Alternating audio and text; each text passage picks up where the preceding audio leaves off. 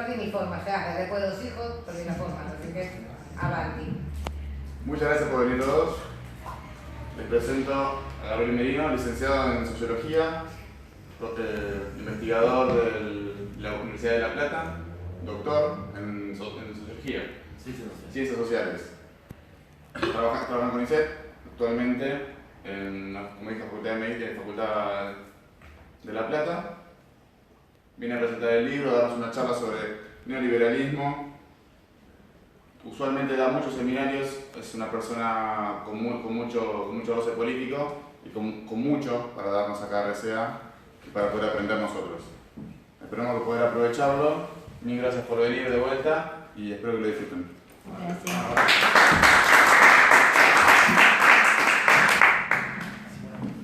Bueno,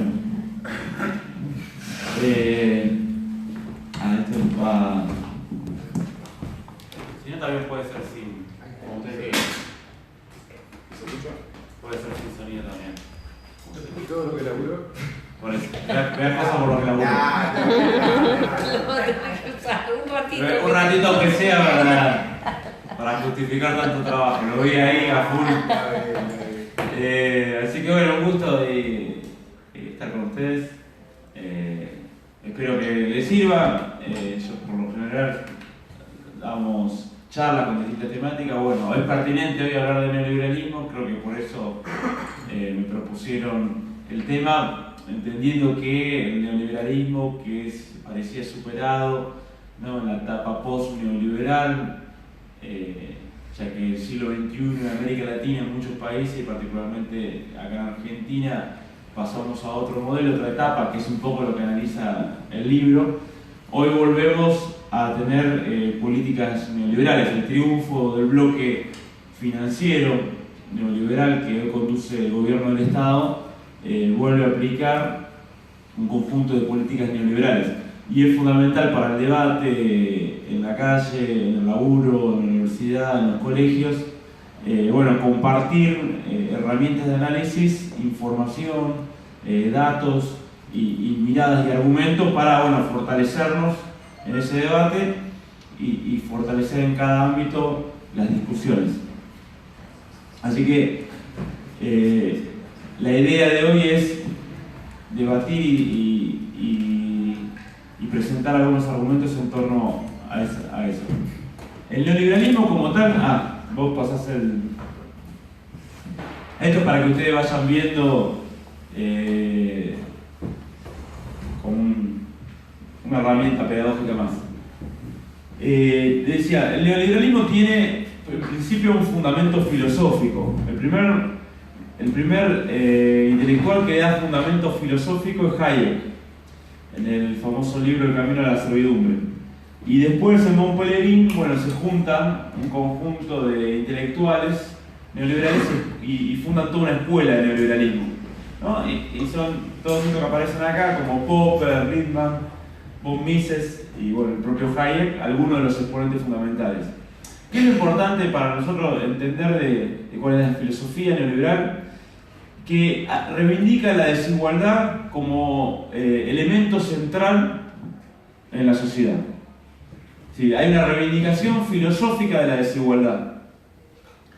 ¿Cuál es para Hayek el camino a la servidumbre? Todo aquello que fortalezca el Estado, todo aquello que apunte a la igualdad.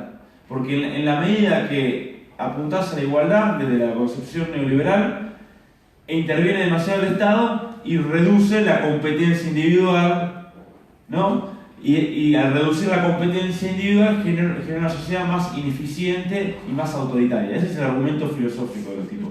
Entonces dicen, ¿y qué libertad particularmente defienden? La libertad individual y la libertad económica.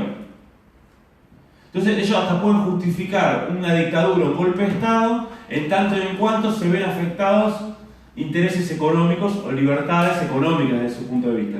Por ejemplo, un pueblo a través de su congreso y mediante una votación estatiza una empresa de hidrocarburos, como pasó con el YPF de Repsol. Desde este punto de vista es justificable, y así se justificaron las dictaduras en los 70, 80 en América Latina y los golpes de Estado, es justificable esa intervención, ese golpe de Estado, porque se está afectando libertades individuales fundamentales o derechos fundamentales como el derecho a la propiedad. Pero voy a decir, bueno, pero es una búsqueda democrática, digamos, y se hizo a través de un proceso democrático. Bueno, no importa, porque la libertad individual, económica de propiedad es su valor fundamental. ¿Contra quién va por eso? Es decir, ¿contra quién empiezan ¿contra qué modelos van? Bueno, contra lo que ellos llaman populismos en América Latina, contra el comunismo soviético, contra la socialdemocracia europea. Dice, esos tres caminos son caminos a la servidumbre, caminos que coartan la libertad individual. Entonces, esa es la filosofía fundamental del neoliberalismo. Ahora bien, el pensamiento neoliberal no tuvo, digamos, aceptación ni tuvo así un auge sino hasta los años 70. ¿Por qué en los años 70 empieza a tener más auge? Porque empieza a encontrar muchos actores económicos, particularmente tras el surgimiento de lo que llamamos el capital financiero transnacional, que vamos a ver, que quieren ir con esta política de Estado fuerte, ¿no?, contra el poder de los sindicatos y control del dinero, limitando los gastos sociales y las intervenciones en la economía, una restauración de la tasa natural de desempleo, y esto va a ser una política fundamental del neoliberalismo. No hay nada más antinatural que el desempleo, de hecho, digamos, porque es algo incluso irracional que haya gente que quiere trabajar y no obtenga trabajo. Lo que pasa que es, en una economía orientada a la ganancia, a la valorización del capital, ¿no?, puede ser posible y es necesario incluso una tasa natural de desempleo que baje los salarios para mantener la tasa de ganancia del capital. Sí, solo una economía que apunte a la valorización del capital por sí mismo es una economía donde el desempleo es natural. Desde el punto de vista de una economía organizada para cubrir las necesidades sociales, el desempleo es antinatural y es una irracionalidad. Entonces, eso va a ser una cuestión fundamental, más reformas fiscales y la centralidad en el control de la inflación, que va a ser el discurso. Fíjense que hoy por hoy los cuadros neoliberales todo el tiempo hablan de inflación, e incluso en los años anteriores. Y el Banco Central va a tener todo el tiempo el discurso de la inflación como herramienta fundamental, porque para el capital financiero el control de la inflación se vuelve fundamental y se justifica a partir del control de la inflación un conjunto de políticas monetaristas, que ahora veremos, que benefician al capital financiero. Porque además los bancos centrales dejan tener el otro objetivo fundamental, que es el pleno empleo. Vos hasta los años 70, 80, ya sea en los procesos nacionales populares en la periferia, la socialdemocracia europea, tenían como objetivo central el pleno empleo. Y si eso llevaba a que hubiese algo de inflación, no hay problema. Porque parte de la tensión, claro, en un proceso distributivo de pleno empleo, que haya tensiones que lleven a la inflación, en esa búsqueda del pleno empleo. Ahora, acá hay un cambio fundamental que es meterte y que la agenda tuya sea todo el tiempo discutir inflación y desde ahí justificar políticas monetaristas. Ahora bien, ¿qué es lo fundamental? ¿Por qué a partir de los 70 empieza a desarrollarse la política neoliberal más allá de que la filosofía venía 30 años antes? Primero porque vos tenés una crisis del Fordismo y del estado de bienestar en varios sentidos. Primero porque esta crisis, hay un problema fundamental en los 70 que es la caída de la tasa de ganancia del capital. El capital está en un problema, en un cuello de botella, y el gran capital tiene un problema de caída de tasa de ganancia y de sobreacumulación de capital. Sobreacumulación quiere decir que hay mucho capital acumulado, pero no tiene dónde invertirse productivamente. ¿Qué es lo que está pasando ahora, por ejemplo? Hoy tenemos una crisis de sobreacumulación en el mundo. Hay un sobrante de 100 millones de toneladas de acero todos los años, ¿no? En estos últimos años hay sobrante de mercancía en todos lados que no se pueden vender. Y hay mucho capital, y por eso las tasas de interés en Europa y Estados Unidos están casi cero, que no encuentra un proceso de valorización. y que para resolverlo se tienen que expandir sobre la periferia y quedarse con China, con América Latina, con Medio Oriente, etc. Y si no se pueden llevar esa plata y asegurarse negocio en esos lugares, ya en Europa o en Estados Unidos no se crece. En los años 70 te pasaba lo mismo, tenías esa crisis. Y además, en los años 70 te empieza a emerger una nueva forma de capital que va a ser fundamental para explicar el neoliberalismo, porque es el sujeto del neoliberalismo. Vos a partir de los años 70 se te desarrollan las redes financieras globales. La red financiera global es distinta al capital multinacional. ¿Por qué? Porque ya no se te organiza meramente desde la casa matriz y la filial, es donde la filial reproduce linealmente la casa matriz. Es como una casa matriz chiquitita, que es la Ford de Pacheco acá. Era como una Ford chiquita en Argentina que abastecía el mercado doméstico y que tenía un proceso productivo bastante integrado e importaba motores y algunas cuestiones de Estados Unidos, las cuestiones más sensibles, y obviamente con diseño y la concepción hecha en Estados Unidos. La red financiera global ahora se te organiza como red global. ¿Qué quiere decir esto? Que ya no se produce todo el Falcon en Pacheco como pasaba antes. El Ford Mondeo se produce en 100 países distintos, donde se provee, ¿no?, las piezas de cada auto, ¿no?, de diferentes lugares del mundo, en una cadena global de valor. Entonces se te empieza a descentralizar, se te empieza a armar una red global con distintas casas matrices. La fase de transnacionalización del capital necesita además que los flujos financieros, los flujos de información y los flujos de mercancía para garantizar esta cadena de valor global estén liberados, desregulados por los estados. Que no exista control financiero, que no exista control de las importaciones y exportaciones de mercancía, que la información circule libremente, porque la información es la base, la información financiera, la información económica, etc., es la base de la planificación estratégica de las grandes transnacionales. Por otro lado, las grandes transnacionales, esto les permite, obviamente, descentralizarse, ir por la búsqueda de donde tiene menor costo de la mano de obra, o producir distintas piezas en distintos lugares, también le permite ir por donde tiene menor costo de mano de obra o beneficios fiscales, etc. Y a su vez desarticular el poder de los sindicatos, desarticular el poder del movimiento obrero, y desarticular capacidad de negociación, porque dice, bueno, si no te gustan estas condiciones, me voy y la produzco en otro lado, esta pieza, este sector. Pero además, esto es un arma fundamental contra aquellos procesos nacionales populares en la periferia que estatizaban las empresas transnacionales.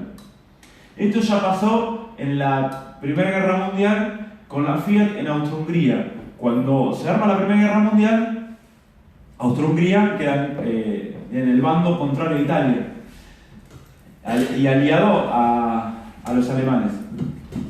¿Qué hace los austrohúngaros? Estatizan la Fiat.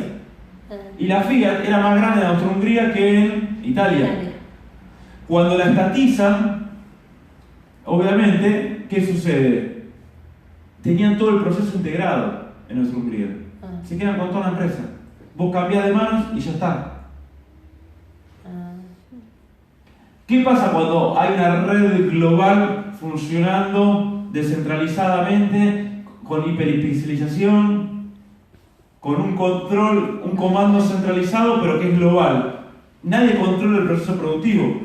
Si vos estatizás algo o vos avanzás por algo, te falta todo el plan. Es decir, vos, por ejemplo, querés armar la industria automotriz argentina y decís, bueno, voy a estatizar, no sé, o le voy a comprar a la Volkswagen la ensambladora de acá de Argentina. Y no tenés nada con eso. Tenés que desarrollar mucho más lentamente todo un proceso productivo, por ejemplo con Brasil como mínimo para tener escala, e ir desarrollando todo un plan global como hicieron los chinos para poder tener la industria automotriz. No es que vos estatizás y ya tenés la industria automotriz, porque no tendrías ninguna de las piezas que ensambla Volkswagen en Argentina. Porque aparte de Volkswagen, ¿cuánto produce el auto en Argentina? El 20% de los que produce acá, el 80% lo importa. Por otro lado, estas grandes redes financieras globales lo que hacen es tercerizar el 80% de la producción. Y con la tercerización del 80% de la producción es tremendo como bajan costos para aumentar tasa de ganancia y desarticulan el poder de los sindicatos. ¿Por qué? Yo soy, por ejemplo, de Berisso, allá, ¿no? De la zona del Gran La Plata. Ahí teníamos... ¿Cerca de Quilmes? más al sur. De La Plata. No, de La Plata. No, pregunto por... Un poquito más al sur. Ok. Gran La Plata. Entonces, ahí tenemos la destilería más grande de IPF Argentina, que es la destilería ahí La Plata. Antes de la privatización había 5.000 trabajadores. Cuando se privatizó y en el proceso de achicamiento quedaron 500 trabajadores, de 5.000 a 500. Imagínense lo que fue ese desastre. Un desastre social, porque muchos 4.500 que trabajaban en IPF dejaron de trabajar. Para esa zona pesaba un montón. Pero en realidad 500 quedaron adentro de la planta, pero 1.500 o 1.000 quedaron tercerizadas. ¿Qué se garantiza Repsol con la tercerizada? ¿Qué se garantizaba? Por ejemplo, que al mismo trabajo, que haga el obrero, distinto sea la remuneración y distintas sean las condiciones de trabajo, incluso las horas de trabajo. Entonces, rompes uno de los principios fundamentales de la organización obrera y del sindicato, que es la misma tarea, misma remuneración y misma condición de trabajo. Por otro lado, ¿qué hace con la tercerizada? Miren, yo te contrato por $200.000 para hacer este trabajo. No, pero ese trabajo vale $300.000. No, bueno, pero vos arreglate como puedas. Si tenés que contratar en negro, contratar en negro, o mitad en blanco, o mitad en negro, achicar salarios, sé como puedas. Y el poder de la negociación de la tercerizada es mucho menor. Porque aparte, si bien son formalmente independientes de la transnacional, son dependientes.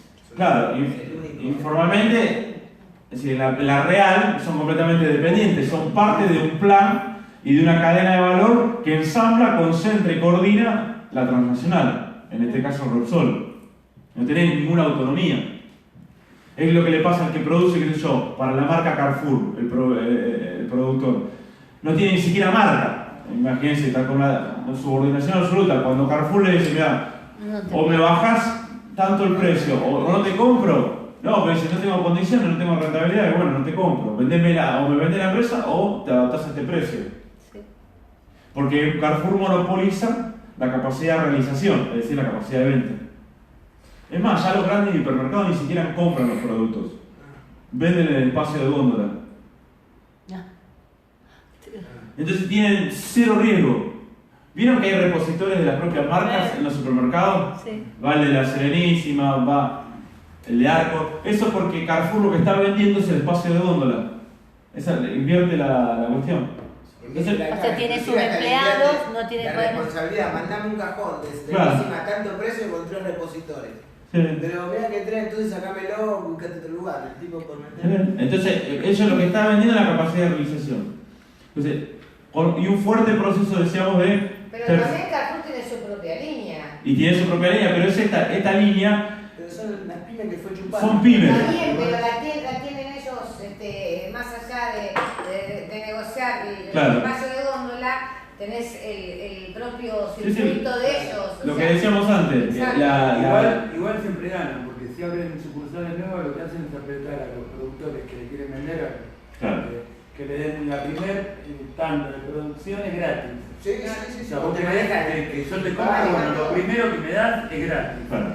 Yo hago caja y después te compro. Entonces, te están apretando de otra manera, están con tu plata justificando ese supermercado. Entonces, las grandes transnacionales concentran y centralizan el núcleo que representa un 20% de la fuerza de trabajo. El 80% restante lo tercerizan. Y concentran los medios de producción estratégicos.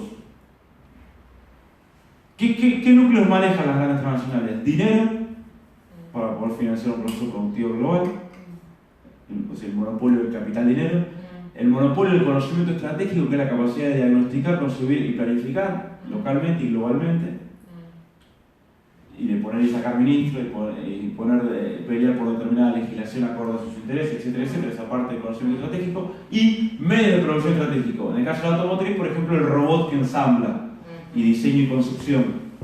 el automóvil.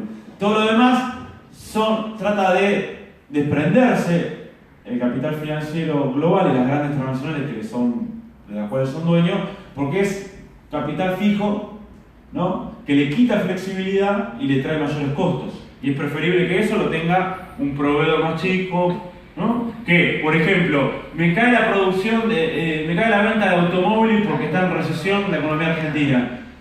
Y bueno, yo tengo que parar, antes tenía que parar la Ford de Pacheco con 15.000 trabajadores, todo un proceso de planta, quedarse con stock. Ahora, para la cadena de ensamblaje, pero la cantidad de costos fijos es mucho menor que tienen.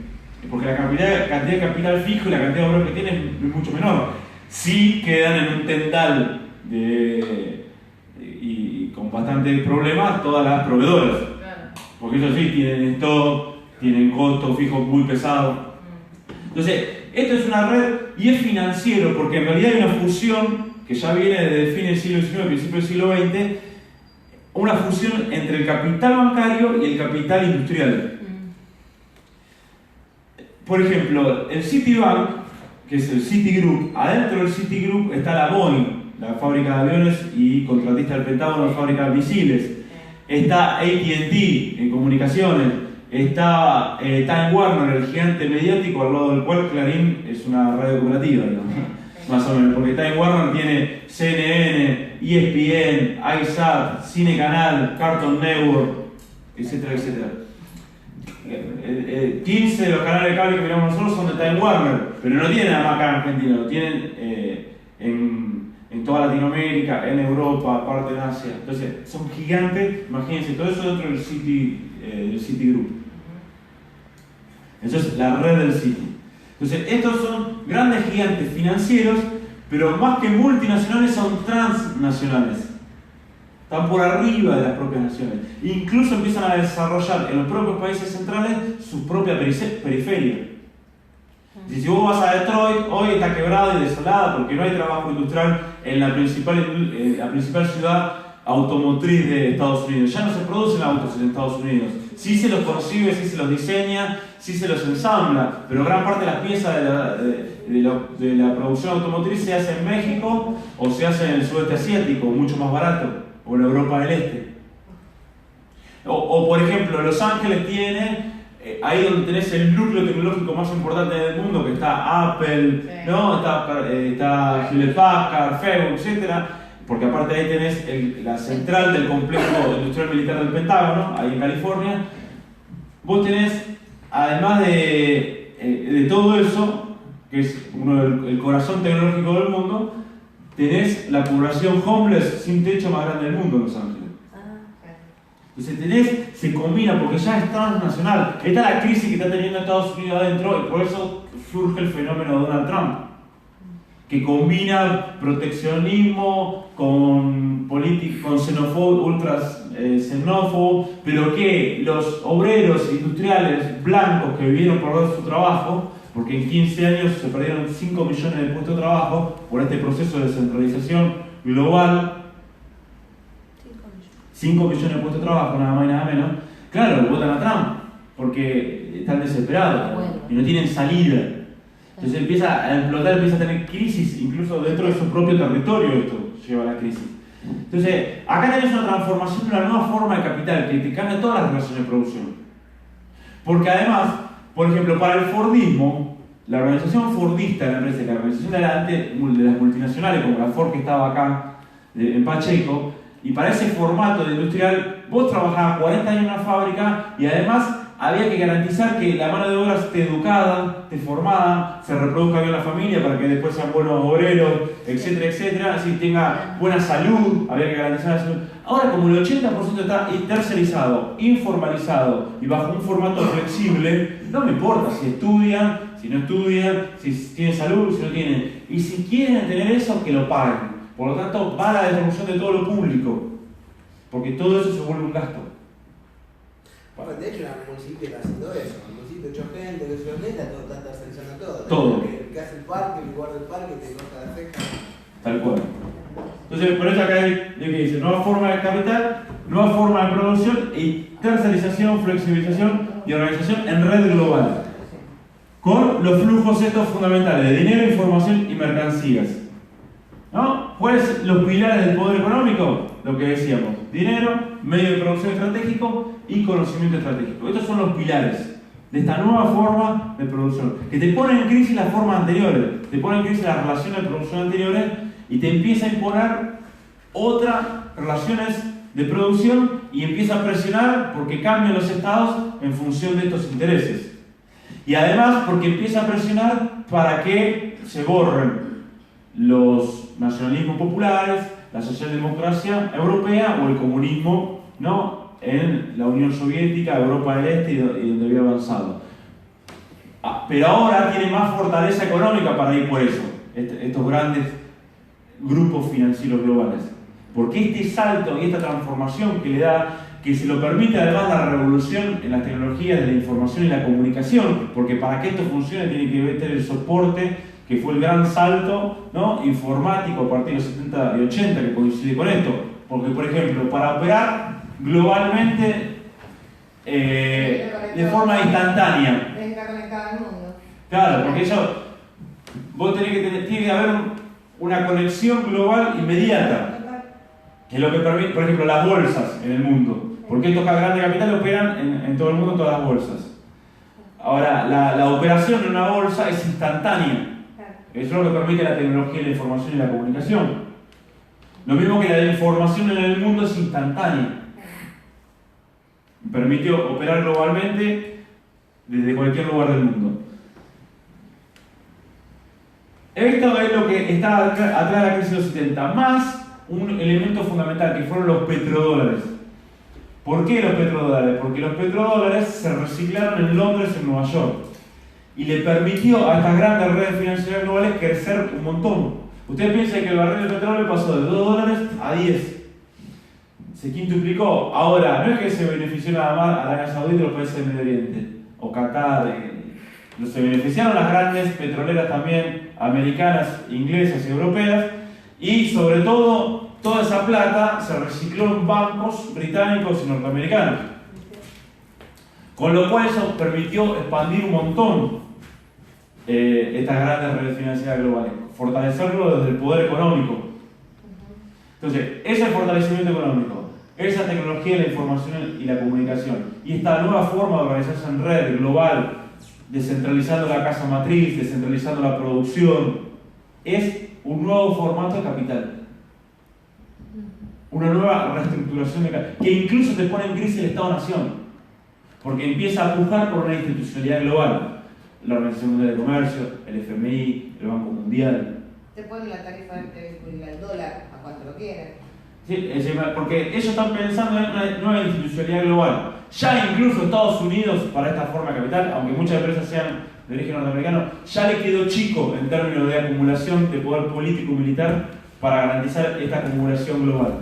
Por eso necesita una institucionalidad global que asegure el poder político y militar para esta nueva fase de acumulación en formato global. Ya no alcanza con Estados Unidos, ¿no?, como poder político y militar. Entonces, este es el cambio. Esta nueva forma de capital, sus grandes medios de comunicación, estos sectores, élites políticas globales occidentales, particularmente de Estados Unidos y Gran Bretaña, elaboraron un programa, una receta, que si ustedes ahora la vamos a ver, es la misma que se aplicó desde la dictadura hasta el 2001 en Argentina, y es la misma que se vuelve a aplicar ahora. Cuando tienen otro. Es esa. Ya está armada porque es la que va en línea con este poder global, que es a lo que vos te enfrentás con sus mediaciones políticas. Además, si vos ves el gobierno, ahora ya directamente los ministros no vienen de la política, son directamente CEOs de estas grandes corporaciones globales. Directamente vienen de ahí. Que eso es típico de los procesos de crisis. En los momentos de crisis, los cuadros verdaderos, los verdaderos dueños del poder emergen y pasan a administrar el Estado, ya sin mediaciones, sin políticos.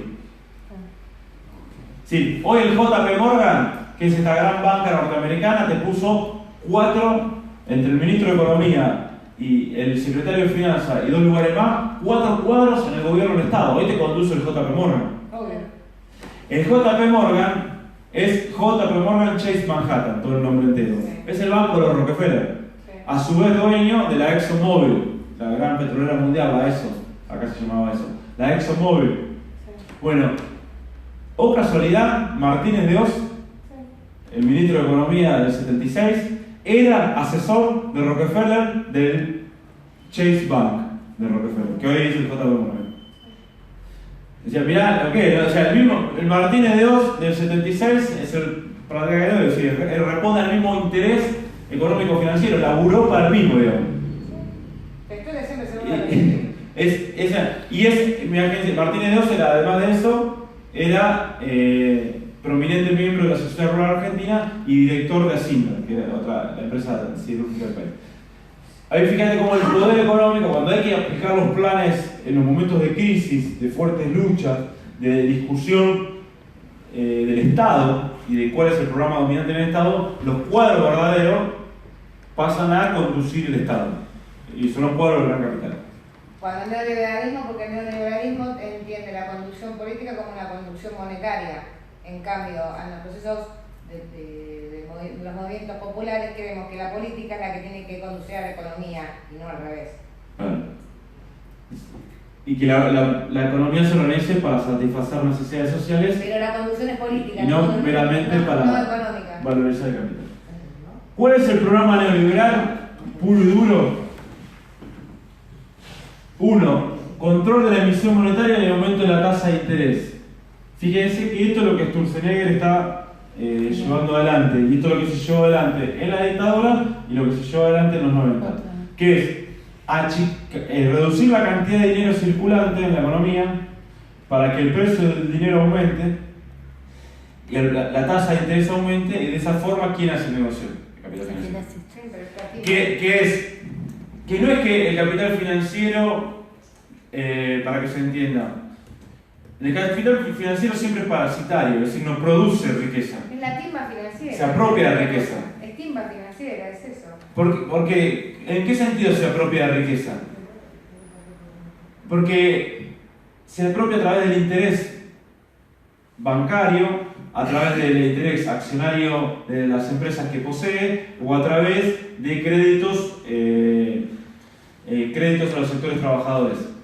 Ahora, el dinero en sí mismo, si vos lo dejas a la noche 2 billetes, no es que se van a parear y a producir más billetitos. Ese dinero sí o sí sale de algún proceso productivo real. Entonces lo que hace es absorber riqueza, por eso es un parásito, digamos, porque absorbe riqueza de un proceso productivo real, que en algún momento, sí, que sale de un trabajador en algún punto del mundo. Lo que pasa es que la ficción del capital financiero es que vos lo que solo observás es dinero valorizándose a sí mismo. Entonces eso te invisibiliza cuál es el proceso productivo real de donde estás obteniendo esa riqueza. Cuanto más alta es la tasa de interés, ustedes fíjense que Sturzenegger la puso casi 40% las LEVAC cuando asumió. Y el negocio financiero fue atroz que se hizo en Argentina en los primeros 6 meses de gobierno. Imagínense que te daba 40% o 38%, que no hay negocio que te dé 38%, sin hacer ningún esfuerzo, metiendo guita en el banco. Obviamente que lo hacían los grandes bancos, porque no es que nosotros metíamos guita en el banco, ni la vimos eso. Entonces ahí tenés, ¿no?, lo que significó, un ejemplo bien claro, lo que significó ese aumento atroz de tasa de interés, la emisión de LEVAC y la posibilidad de hacer miles de millones de pesos que a su vez estaban garantizados en términos de valor de dólar, porque se hacían las LEVAC, se compraban LEVAC por un seguro de cambio que cuando vos obtenías la renta lo dolarizabas enseguida. Imagínense, en el mundo no hay un negocio que dé tanto. Por eso vinieron capitales, pero eran capitales meramente especulativos. Esos capitales especulativos extraen ganancia de acá, no te sirve para nada para que vengan.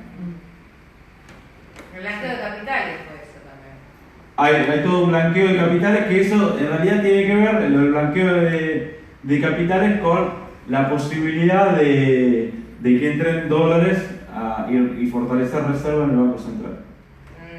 Yo lo veo más para que vaya para tipas financieras que vaya para el Banco Central. No, sí, eso va a la tipa financiera. Bueno. De hecho, cuando hablaron de los Panama Papers, que Macri se había olvidado que tenía plata guardada, dijo que le iba a traer y le iba a invertir en esto. Claro.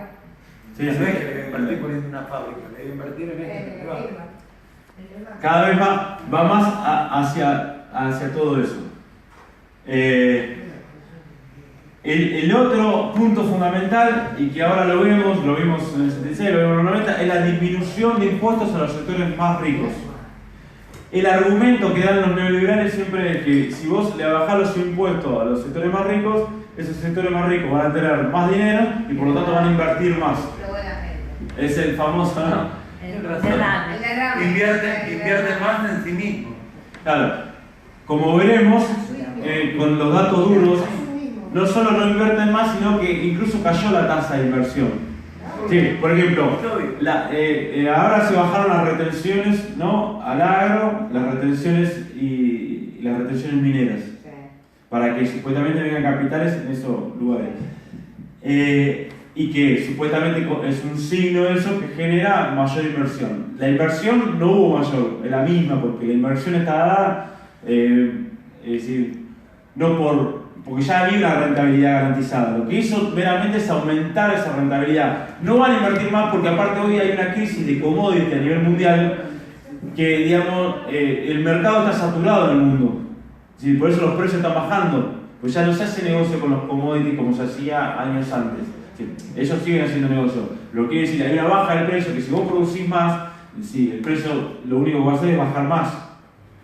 Entonces hoy por hoy hay una crisis de los commodities y ya las inversiones están hechas, las que se tenían que hacer. Por otro lado, por más que vengan, son economías de enclaves. ¿Qué quiere decir economía de enclaves? Que no te dejan nada localmente, porque por lo general son las transnacionales que invierten, se llevan directamente a la Argentina pedazos de barro, porque ya ni siquiera procesan nada, son pedazos de barro casi que lo que se llevan en la Argentina, y ni siquiera te dejan la plata de la retención. Y generan muy poquito empleo. Ustedes piensen que todo el complejo agroexportador, que es enorme a nivel mundial para Argentina, solo genera 300.000 puestos de trabajo. Nada, en términos relativos. Entonces, bueno, eso es lo que... Pero está esa cuestión. Entonces, esto obviamente produce fuerte desigualdad. Pero bueno, como vimos, es uno de los objetivos. Así que... Entonces, esa es una cuestión fundamental del programa neoliberal. Las reformas impositivas regresivas, que ahora se nos viene no solo por baja de retenciones, sino por un conjunto de reformas impositivas que se quieren hacer, que anunció Macri también en el famoso Davosito. Y una estructura impositiva regresiva lo que hace es profundizar desigualdad. ¿Puedo hacer una pregunta? ¿Cómo tengo que tomar yo empleado que el ministro de Trabajo le diga a los empresarios que el ministerio de él está al servicio de los empresarios? ¿Cómo lo tengo que tomar? Sí, como una mala noticia, por lo menos. Pero aparte, vos fijate que se liberaron las retenciones, o sea, se devuelve plata al campo y los trabajadores del campo son los que más en negro están en el país, con la complicidad del sindicalismo, que están trabajando 20 horas por día en condiciones infrahumanas. Digo, no es casual. Tal cual. No, es un programa económico que, como veremos, lo que hace es una redistribución, ¿no?, un shock redistributivo a favor del capital concentrado. Es decir, una tremenda redistribución de riqueza regresiva a los sectores más concentrados de la economía, que por otro lado no aumenta la tasa de inversión. De hecho, este año cayó la tasa de inversión en la economía argentina, cayó varios puntos. Aumentó el déficit fiscal. El déficit, sí. Incluso en ese sentido ni siquiera pudieron reducir el déficit, porque si bien reducen gasto, al caer la economía también cobran menos impuestos y se arma un ciclo negativo. Entonces, bueno, el otro punto fundamental es abolir, obviamente, todo control a los flujos financieros, porque para que operen el capital financiero a nivel global, cuanto menos controles tiene, mejor, porque eso le permite, bueno, hacer movidas especulativas de corto plazo y manejarse, claro, globalmente sin ningún tipo de barrera. Una de las medidas fundamentales que se hicieron en estos últimos años en algunos países de América Latina, en Argentina, en Brasil, y ni que hablar en Bolivia, en Venezuela y en Ecuador, es obligar, por ejemplo, el capital que viene de afuera, el capital financiero, bueno, te tenés que dar 6 meses acá mínimo en el país. No puedes entrar y salir. Eso evita maniobras especulativas que no te dejan nada al país y absorben riqueza, ¿no? De forma así especulativa. Entonces, bueno, ahí tenemos una de las cuestiones que se discuten fuertemente y que ahora también está en la agenda ir achicando regulaciones y controles a los flujos de capital financiero. De hecho, los dólares que tuviste entrando, además del fuerte endeudamiento que tuviste, los dólares que entraron a la Argentina fueron todos dólares de especulación financiera, más que nada. El cuarto punto, la creación de importantes niveles de desempleo. Esto fue fundamental en Argentina, en el mundo, y vuelve a ser fundamental. Ustedes piensen que nosotros en Argentina teníamos 5%, no menos, teníamos pleno empleo en el año 74, 2%, 3% que ya se define como pleno empleo porque es meramente rotación de empleo o búsqueda de nuevos trabajos. Teníamos pleno empleo. Al año 2001-2002 pasamos a tener 24% de desocupación y 20% de subocupación. 44% de problemas de desempleo o subempleo, o sea, aquella gente que trabaja pero necesita trabajar más y trabaja menos de 35 horas. Desde el pleno empleo. Y ahora pasaste en poquitos meses, pasaste, ¿no?, de un 6% de desocupación a casi 10%. De 6,5, ¿no?, a 9, y pico. Si tenés 3 puntos de aumento de desempleo de forma inmediata. Esto se vuelve fundamental en el mundo y en Argentina, y por eso hoy vos tenés 10% de desempleo en Francia, 24 o 20% de desempleo en España. ¿Por qué? Porque eso achaca salario, porque debilita el poder del movimiento organizado, de los sindicatos, de pelear, ¿no?, por mejores salarios. Cuando vos tenés mucho desempleo, tu puesto de trabajo... No pelear aumento de sueldo, sino pelear los empleos. Claro, eso es una amenaza. Y lo dijo también entre Eso es una amenaza como diciendo, bueno, si no va a haber desempleo. ¿Por qué? Porque no se va a aceptar salarios de arriba de $600 en Argentina. Incluso hay que ir a salarios para ellos de $300, $400. Salvo que sea funcionario del PRO, entonces puede ganar. Eso claro, obviamente, porque a esos funcionarios dirigís el programa. Igual pero frente a eso también termina manejando lo que sería el trabajo, digamos, lateral, el que está en negro, todo, porque el tipo eso que quedó desempleado termina laburando en la calle y están todos buscando, todos peleándonos por 2 pesos, que el tipo que no tiene te va a decir, mirá, no te puedo pagar 2 pesos porque atrás tuyo es un tipo de un peso. Entonces bastardean el laburo en sí, el oficio. En los 90 por ahí iban contadores a buscar laburo de perito comercial. Claro. Entonces le tomaban por el mismo salario que le hubieran pagado un perito comercial a un contador recibido y lo hacían laburar como perito comercial. O sea, no le pagaban el título, no le pagaban el estudio, pero le pagaban como un perito comercial. Y eso es lo que están buscando, es achatar los salarios, achatar el empleo. Sí, pero bueno, eso es el plan global.